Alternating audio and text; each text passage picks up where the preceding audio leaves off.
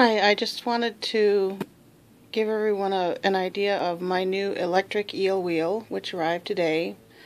And I'm happy with the way the wheel looks. I haven't spun anything on it yet, but I would just like to share the noise level.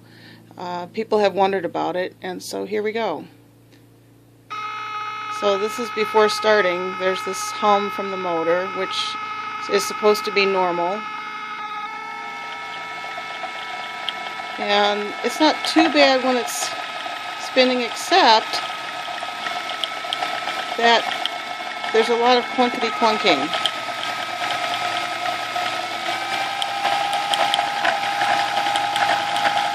And I suspect what's happening is that as this wheel vibrates back and forth, it's clunking against the rest of the housing. But anyway, I don't know if that's normal. I guess we'll find out as more people get their wheels.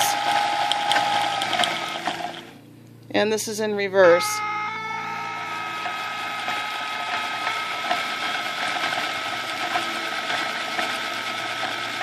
So, hopefully that helps you.